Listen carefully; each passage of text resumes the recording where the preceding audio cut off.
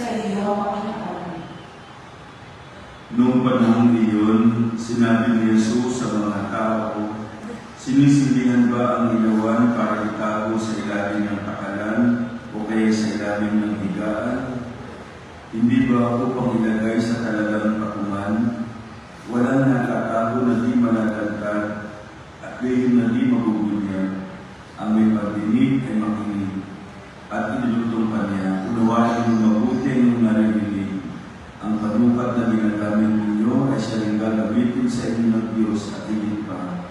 Sapagkat ang mayroon ay bibigyan pa, ngunit ang wala, kahit ang kakaunting nasa kanya, ay kukunin pa." Mga kapatid, ang mabuting balita ng ating kaligtasan. Pinupuri ka namin, Panginoong Jesucristo. Magsimpo ang lahat at makinig sa humilihan. Sabi ni Jesus sa ating Ebanghelyo, "Sinisindihan ba ang ilawan upang itago sa isang malaking takalan o kaya sa ilalim ng higaan? Hindi ba kapag sinasindihan na nilalagay ito sa patungan?" Totoo naman, pinapakot natin ang ilawan upang magbigay liwanag sa atin. Hindi natin tinatago, nilalagay sa ilalim. Ano ibig sabihin nito? Hindi tinutukoy ni Jesus dito ang physical na liwanag o ang literal na ilaw. Ito ay isang metaphorical statement. Niyahan tulad tayo ni Jesus sa ilawan o liwanag. Ang Diyos ang tunay na liwanag natin. Marami sa mga biblical passages both in Old Testament and New Testament nagsasabi na ang Diyos ang ating liwanag, that He is our light. Sa Isaiah chapter 60 verse 19, ang sabi, "Sa buong maghapon ay wala ng araw na sisikat, sa buong magdamag ay wala ng buwan na tatanglaw, sapagkat si Yahweh mismo ang magiging ilaw mo magpakailanman. The Lord shall be your light forever." Sa Salmo chapter 27 verse 1, ang sabi, "Si Yahweh ang ilaw ko at ang kaligtasan. The Lord is my light and my salvation." Sa Ebanghelyo ni San Juan, sa New Testament naman, chapter 8 verse 12, sabi niya, "Ako ang ilaw ng sanlibutan. Ang sumusunod sa akin ay hindi lalakad sa kadiliman." Sabi ni Jesus, "I am the light of the world. Whoever follows me will never walk in darkness, but he will have the light of life." At dahil tayo ay kawangis ng Diyos, ito rin ang inaasahan sa atin, ang magbahagi ng liwanag para sa iba, lalo na sa mga taong nasa kadiliman. Tayo mga Kristiyano, lalo tayo mga Katoliko, mga binyagan na tumanggap kay Kristo, na magsilbi tayong liwanag sa ating kapwa. In fact, makikita natin sa mga rituals natin ang palaging paggamit ng kandila. Meron tayong kandila.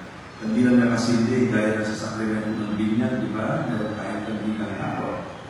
Sa sakramento ng umpil, sa First Communion, sa sakramento ng kasal, sa patay. At nagsisindi tayo ng kandila kung birthday din natin. No?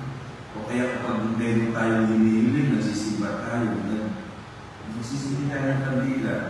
Ito'y isang paalala, ano man ang bukasyon natin, ano man ang profesyon natin, na may magbigay liwanag tayo sa ating kapwa. Ano ang ibig sabihin na magbigay liwanag? Sige lang po. Yung buhay natin mismo, ito ba ay ibigay halimbawa sa iba sa pamamagitan ng ating paglilingkod o sa buhay ayon sa ating profesyon, ayon sa ating bukasyon? Madalas tinatago natin ang ating kabutihan. No? We keep our good deeds to ourselves. Perhaps for modesty aside, for modesty sake, dahil nahiya tayo. Parang nakaya ibandera sa ibang tao ang ginagawa natin kabutihan. Sabi nga, what your left hand is doing, let the right hand not know it. No? Kung anong ginagawa sa kanan kamay mo, ang dalawa kamay mo, hindi dapat naman alam. Alam natin yung pagpapakumbaba, alam natin yung ganitong pag-ugali. But in this gospel, it is insisting that it is a value to allow the good examples of role models to guide others. Sabi nila, ang antidote to pride is a hand that points to God. Kung meron tayo ganyan, di ba? O sino yun. Meron tayong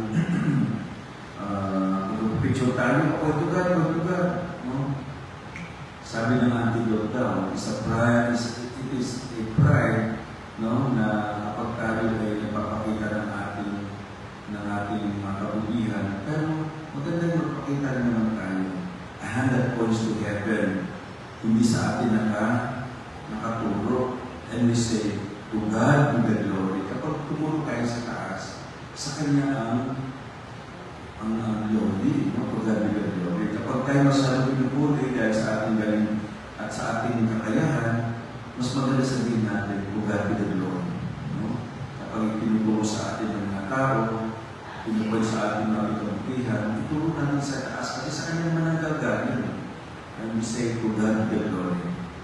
Ang mga sumikat sila dahil sa kanilang aspiration for excellence.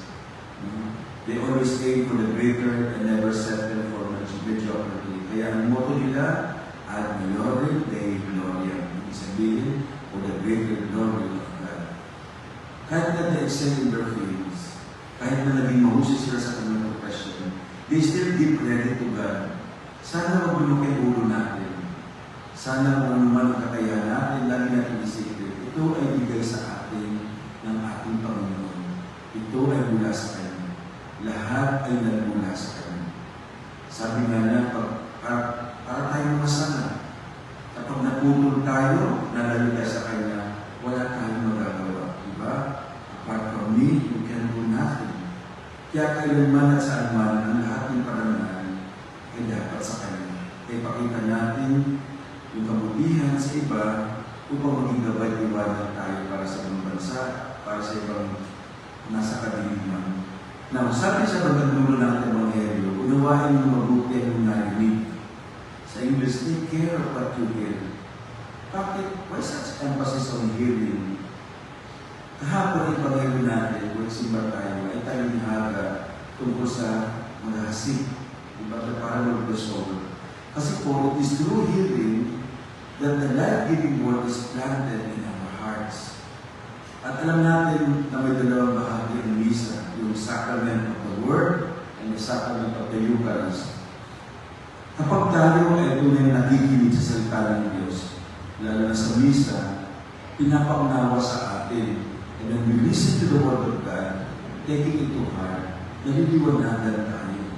Marami ang nagbabago dahil sa pakikinig ng salita ng Diyos. Maraming naging sangka, naging banal dahil sa pakikinig sa salita ng Diyos. Doon tayo namumunan, yielding 30, 60, and 100 folds. Itong bunga na ito ay ang pagsasabuhay natin sa salita ng Diyos upang mamalas ng ating mga kapatid na ang Diyos ay sumasa atin upang sila din ay ma-inspire, maliwanagan sa kanilang kahirapang nararanasan. Anumang bagyo, anumang typhoon lumapit sa atin, hindi tayo magkakaroon ng total blackout. Ang buhay natin ay hindi tunay na magdidilim kapag yung mga tao handa na magkahagi ng liwanag para sa ito. Ito ang hamon at mensahe sa ating Ebanghelyo ngayong Biyernes sa 3 linggo sa Nagdiwang Naway sa Divine.